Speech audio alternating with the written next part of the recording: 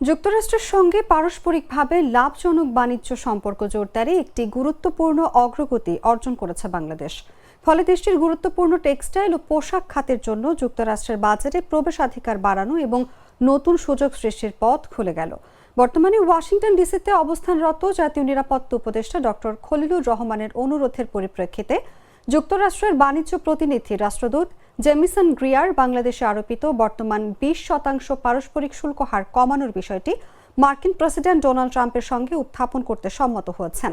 এই শুল্ক হার কমানো হলে তা আঞ্চলিক প্রতিযোগী দেশগুলোর সঙ্গে আরও সামঞ্জস্যপূর্ণ হবে। এর পাশাপাশি বাংলাদেশের রপ্তানি অগ্রাধিকারকে সমর্থন দিতে উভয় পক্ষ একটি উদ্ভাবনী ও ভবিষ্যৎমুখী সমাধানে পৌঁছেছে, যা আরও তাৎপর্যপূর্ণ বলে মনে করা হচ্ছে। শনিবার বিকেলে প্রধান উপদেষ্টার উপপ্রেস সচিব আবুল কালাম আজাদ মজুমদার এসব তথ্য জানান।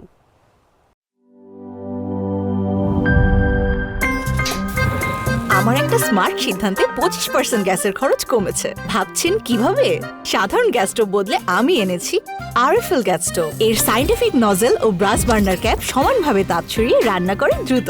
তাই গ্যাসও বাঁচায় 25%, টাকাও বাঁচে 25%। আরএফএল গ্যাস স্টোভ নিরাপদ ও গ্যাস সাশ্রয়ী।